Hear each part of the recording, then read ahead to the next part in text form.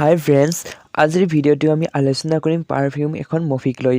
ভিডিঅ'টো আৰম্ভ কৰাৰ আগতে আপোনালোকলৈ এটা সৰু ৰিকুৱেষ্ট, আপুনি যদি প্ৰথমবাৰৰ বাবে আমাৰ এই চেনেলটোত আহিছে তেনেহ'লে চেনেলটো ছাবস্ক্ৰাইব কৰি বেল আইকনটো প্ৰেছ কৰিব নাপাহৰিব। ফ্ৰেণ্ডছ, পাৰফিউম মুভি, এই মুভিখন 2006 চনত ৰিলিজ হয়।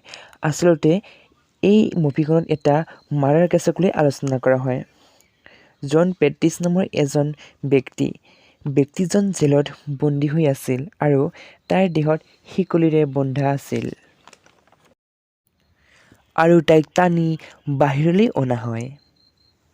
বাহিৰত বহুতো ব্যক্তিৰ ভিৰ আছিলে। তাইক সকলোৱে মাৰ্ডাৰাৰ বুলি মাতিছিলে। সকলোৰে মাজত তাই ঘৃণাৰ পাত্ৰ হৈ পৰে।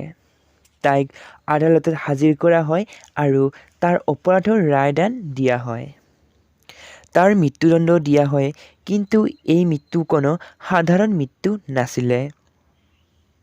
এই মৃত্যুৰ আগত তাইৰ হাত-ভৰি ভাঙি পেলোৱা হ'ব, তাৰ পিছত তাক ফাঁচি দিয়া হ'ব।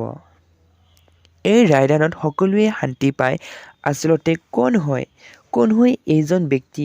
কি তাৰ ইমান ডাঙৰ অপৰাধ? সকলোৱে তাক কিয় ঘৃণা কৰিছে? এই সকলো উত্তৰ দেখুওৱাৰ কাৰণে অতীতৰ 1738 চনটোলৈ অনা হয়। পেৰিছ এখন চহৰ। পেৰিছৰ সকলোতকৈ ভয়ানক ঠাই আছিল তাত থকা মাছৰ বজাৰ, আৰু এই সকলো বজাৰখনত এজন ব্যক্তি মাছ বিক্ৰী কৰি আছিল। কিন্তু বিক্ৰী কৰি আছিল ঠিকেই, বিক্ৰী কৰি থকা এই মাছ বিক্ৰী কৰা মহিলাগৰাকী আছিল গৰ্ভৱতী।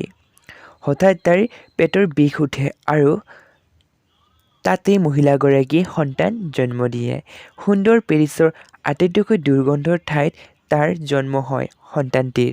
বাৰু ফ্ৰেণ্ডছ, আজিৰ ভিডিঅ'টো চাই কেনে পালা? যদি ভিডিঅ'টো চাই ভাল পালা তেনেহ'লে অৱশ্যে চেনেলটো ছাবস্ক্ৰাইব কৰিব আৰু আজিলৈ আহিছোঁ। টাটা, বাই বাই, জয় হে অসম।